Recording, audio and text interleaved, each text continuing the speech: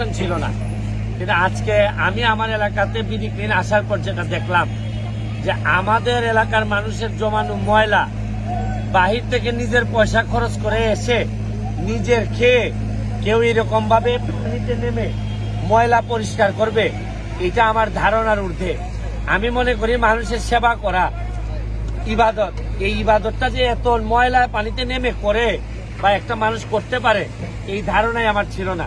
তবে বিডি ক্লিনের মেম্বারদের কারণে আমি ব্যক্তিগতভাবে যে অনুপ্রেরণা পাইলাম, যে আমার কাছে মনে হয়েছে যে আমি যা করতেছি তাতে আরো অনেক পথ আমাকে যেতে হবে, আরো ময়লায় নেমে এই ময়লা পরিষ্কার করতে হবে।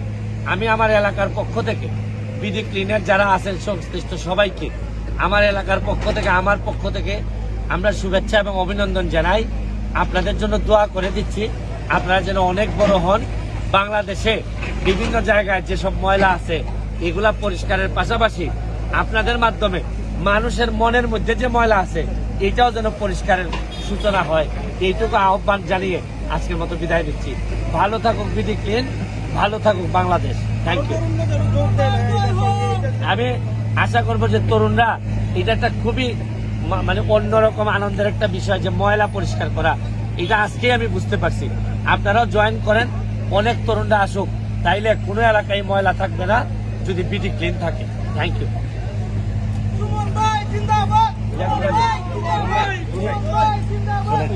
সারাদিন হয়েছে মাত্র, সারাদিনটা হবে ভাই। মোবাইল চশমা রাখেন। এবং পরিষ্কার থেকে আপনাকে আমরা নৌকা থেকে এটা আমরা ক্লিন করে দিব ভাই।